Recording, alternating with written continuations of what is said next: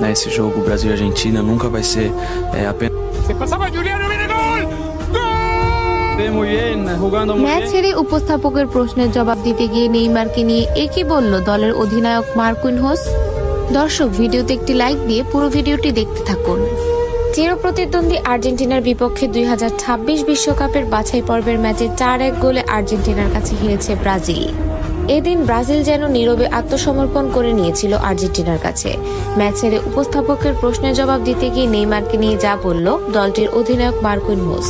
Neymar ছাড়া আমরা কখনোই ভালো খেলতে পারি না। নেইমার হলো ব্রাজিল দলের প্রাণ। আজ নেইমার না থাকায় আমরা ম্যাচটা হেরেছি। নেইমার থাকলে আজ আর্জেন্টিনাকে হারিয়ে দিতাম, কারণ নেইমার বিশ্বসেরা ফুটবলার। নেইমারের সামনে কোনো ফুটবলারেরই দাম নেই। নেইমার যদি থাকতো তাহলে আজ আর্জেন্টিনাকে 7টা গোল দিতাম। নেইমারকে এই ম্যাচে মিস করেছি। নেইমারের অভাব বুঝতে পেরেছি আজ। ইনজুরির কারণে দলে ছিলেন না নেইমার জুনিয়র। নেইমারের মাধ্যমে 2026 বিশ্বকাপ জিতবো আমরা। আজ চিরপ্রতিদ্বন্দ্বী আর্জেন্টিনার সামনে যেন দাঁড়াতেই পারেনি ব্রাজিল।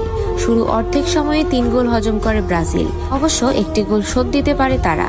শেষ সময় আরেকটি গোল দেয় আর্জেন্টিনা, আর তাতেই 4-1 গোলের ব্যবধানে হেরে যায় ব্রাজিল। দর্শক, আজ যদি নেইমার জুনিয়র থাকতো তাহলে কি ব্রাজিল ম্যাচটা জিততে পারতো আর আর্জেন্টিনাকে 7 গোল দিতে পারতো? কমেন্ট করে জানিয়ে দিন।